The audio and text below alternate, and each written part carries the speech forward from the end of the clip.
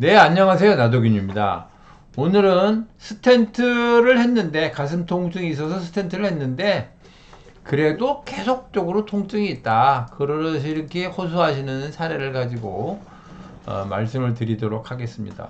협심증이 있어서 스텐트를 했는데 도대체 왜 계속 불편하냐 이런 거죠.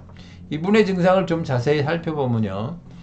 종종 가슴이 답답하고 숨차고 아프기도 했었다. 그리고 운동 중에 갑자기 이제 심하게 아픈 거죠. 그래서 병원에 가서 심혈관 조영술 검사를 해서 한 70% 거의 막힌 거죠. 70% 정도 막혔으니까.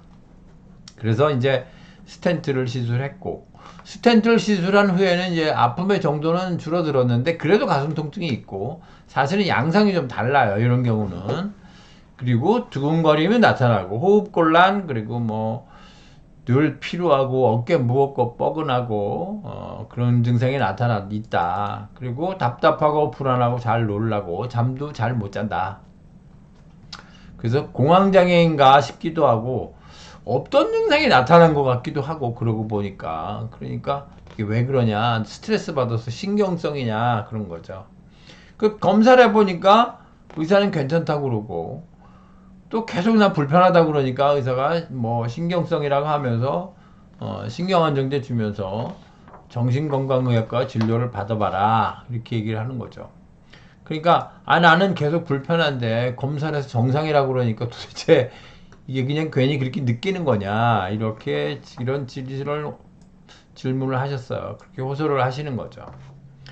근데 이제 그런 협심증에 대해서 지금은 이제 협심증이 뭐냐? 그 간단하게 말씀드리면 관상동맥 협착증이고 혈관이 이렇게 좁아진 거다. 그래서 대표적인 허혈성 심질환이고 이런 심근으로 가는 혈액 공급이 부족해져서 보통 땐 괜찮은데 이런 심하게 운동을 하거나 화를 내거나 해서 심장이 빨리 뛸 때는 혈관이 좁아졌기 때문에 심근에 충분한 혈액을 공급하지 못해서 혈액이 부족해지는 거죠. 혈액이 부족해지는 것 때문에 격심한 가슴 통증이 나타난다. 이게 협심증이라는 거죠. 그래서 진단을 위해서는 이제 관성동맥 조영술, 그래서 이분이 이제 하신 게 관성동맥 조영술이잖아요. 그리고 이제 치료를 스텐트를 시술하셨죠. 그래서 이제 스텐트는 이렇게 이제 스프링 같은 걸 끼우는 거예요. 그래서 혈관을 넓혀주는 거죠.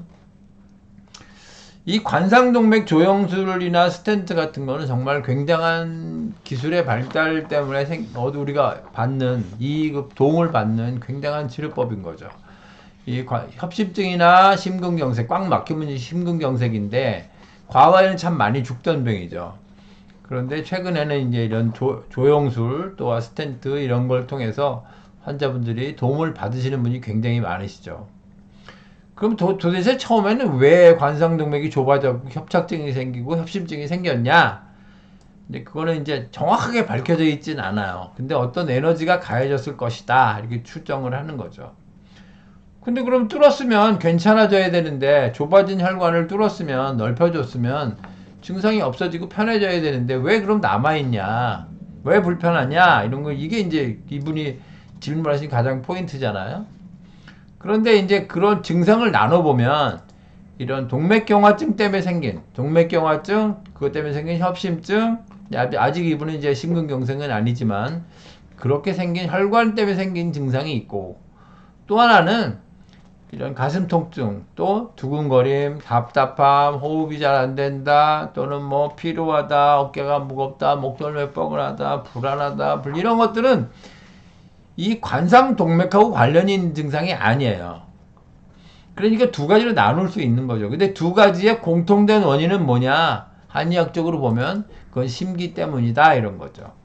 심기가 나빠져서 동맥경화증과 이쪽 계통으로 동맥경화증과 협심증 쪽으로 간 거하고, 또 이런 두근거림, 가슴 통증, 가슴 답답, 그다음에 호흡곤란 이런 것들이 나타나는 거예요. 피로, 어깨가 무겁다, 목덜미가 뻐근하다, 불안 이런 것들은 뭐 여러 가지 과에 양방으로 보면 여러 가지 과에 속해 있는 건데 한방으로 보면 이게 심기 때문에 생긴 거다. 그래서 심기 때문에 이런 병들이 생겼다 그런 거죠. 그러니까 가슴 통증이 있으면 검사를 하긴 해야 돼요. 그래서 협심증인지 아닌지 보시고 협심증이면 몇 퍼센트 막혔는지에 따라 다르지만 어쨌든 그거에 맞는 조치, 치료를 받으셔야 돼요. 그래서 스텐트가 필요하면 스텐트를 해야 되고. 근데 협심증도 아니야. 가슴 통증이 있는데 그런 경우도 많거든요. 그런 경우는 심기울결로 나타나는 증상들이라는 거죠. 그러면 그건 한약으로 치료해야 돼요. 또 협심증이 가슴 통증이 있어서 협심증이 있어 나타났어. 그래서 그걸 뚫어졌어. 그러면 증상이 없어져야 되는데 이런 증상들이 계속 있어. 이것들은 뭐냐? 그건 기 때문에 생긴 거다. 그러니까 기 때문에 생긴 거니까 그거는 스텐트를 끼운다고 없어지지 않잖아요. 그러니까 그거는 한약으로 치료를 해야 된다 이런 거죠. 즉 스텐트가 필요하면 하지만 스텐트가 필요해서 했더라도 그걸로 남는 증상들은 그건 스텐트하고 상관없는 증상이니까 그건 한약으로 치료를 해야 된다.